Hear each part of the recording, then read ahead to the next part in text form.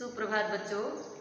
पहले भाग में हमने आपको सर्वनाम के इन 3 सर्वनाम के बारे में बताया। पहला क्या बताया था बच्चों? पुरुषवाचक सर्वनाम, प्रश्नवाचक सर्वनाम और निश्चयवाचक सर्वनाम। इन सब की परिभाषा आपको समझाई गई है, बताई गई है, लेकिन कुछ समस्या रही तो आप लोग फिर से हमें पूछ सकते हैं। उसके बाद हम चलेंगे नंबर 4, अनिश्चयवाचक सर्वनाम किसे कहते हैं। यहाँ पर क्या बताया गया है बेटा कि अनिश्चयवाचक सर्वनाम किसे कहते हैं।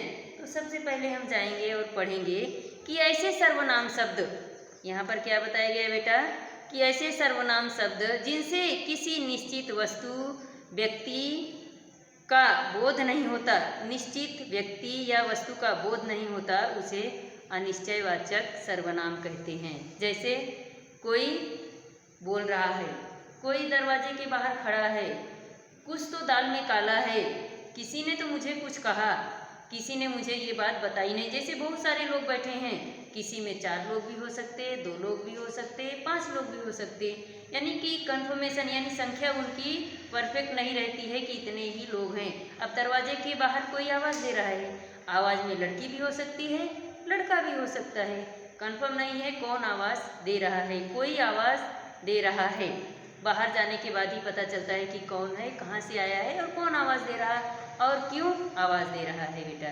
इस तरह से अनिश्चयवाचक सर्वनाम की परिभाषा की। ऐसे सर्वनाम शब्द जिनसे किसी वस्तु या व्यक्ति या वस्तु का निश्चित बोध नहीं होता, उसे अनिश्चयवाचक सर्वनाम कहते हैं। उसके बाद चलेंगे बच्चों हम संबंधवाचक सर्वनाम। यहाँ पर क्या बताया गया है बच्चों? संबंधवाचक सर्वनाम। अब संबंधवाचक सर्वनाम किसे कहते हैं बेटा? हम देखेंगे यहाँ पर कि संबंधवाचक सर्वनाम किसे कहते हैं। जो सर्वनाम शब्द वाक्य में आए, जो सर्वनाम शब्द वाक्य में आए, दूसरे शब्द से संबंध स्थापित करते हैं, उन्हें संबंधवाचक सर्वनाम कहते हैं। जैसे जो यहाँ आया था वह किसका पुत्र था, जो वहाँ आया था वह किसका पुत्र था। जिसने यह लिखा उसकी लिखावट कितनी सुंदर है, जिसने यह लिखा उसकी लिखावट कितनी सुंदर है। जो परिश्रम करेगा उसी को फल मिलेगा, जो परिश्रम करेगा उसी को फल मिलेगा। जो अच्छी पढ़ाई करेगा उसी को अच्छे मार्क मिलेंगे, उसी को अच्छे नंबर मिलेंगे। जैसा करोगे वैसा भरोगे, जो बोओगे वही काटोगे। ऐसे बहुत सारे शब्द हम बना सकते हैं बेटा। जैसी करनी वैसी भरनी, जो कॉमन है, आप लोग सुने भी होंगे कहावत में भी कि जैसा करोगे उसका फल वैसा ही मिलेगा। इस तरह से यहाँ पर संबंधवाचक सर्वनाम की परिभाषा बताई गई है। उसके बाद हम चलेंगे निजवाचक सर्वनाम। अब बच्चों आप लोगों को तो पता ही होगा, लेकिन फिर से एक बार हम बता देते हैं कि निजवाचक सर्वनाम किसे कहते हैं, यानी निजवाचक सर्वनाम का मतलब क्या होता है।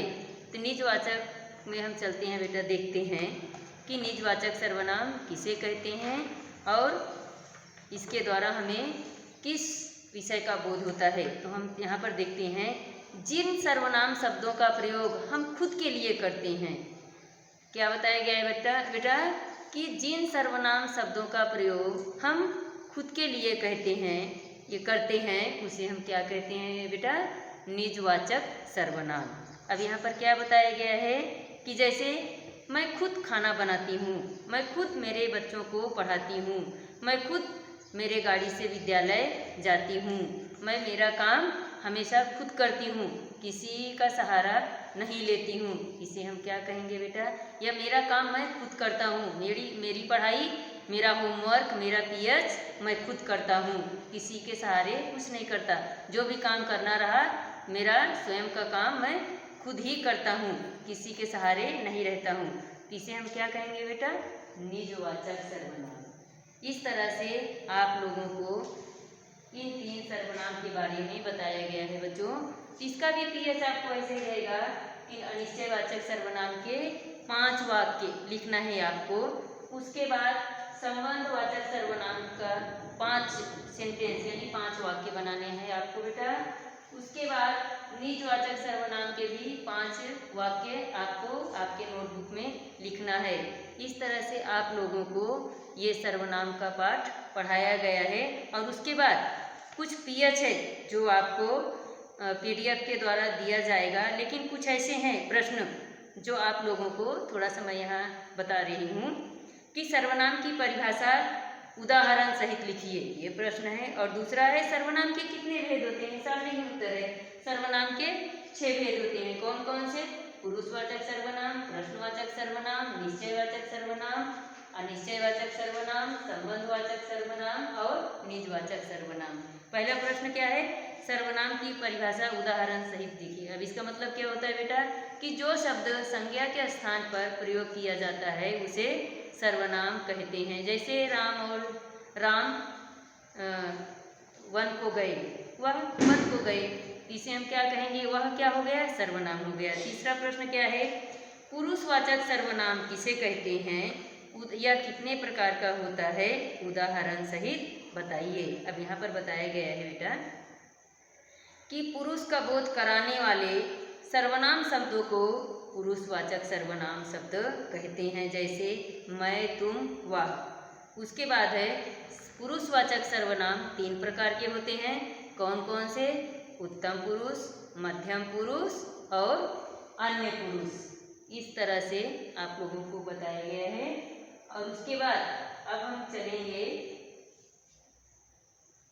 प्रश्नवाचक सर्वनाम। प्रश्नवाचक सर्वनाम, इसकी भी परिभाषा आप लोगों को बताई गई है, जिससे हम एक दूसरे से प्रश्न पूछते हैं, कहाँ रहते हो, कहाँ जाते हो, आपका नाम क्या है, इस तरह से इसे कहते हैं प्रश्नवाचक सर्वनाम। उसके बाद हम चलेंगे निश्चयवाचक सर्वनाम, यानी कि जो निश्चित, अब यहाँ पर निश्चित वस्तु के बारे में जो खुद की हो उसे कहते हैं निश्चयवाचक सर्वनाम। उसके बाद हम चलते हैं बेटा, इसमें फिल इन द ब्लैंक्स दिया गया है।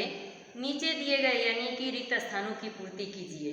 दिए गए सर्वनाम शब्दों में उचित सर्वनाम शब्द द्वारा रिक्त स्थानों की पूर्ति कीजिए। क्या पढ़ रहे हो? तुम क्या पढ़ रहे हो?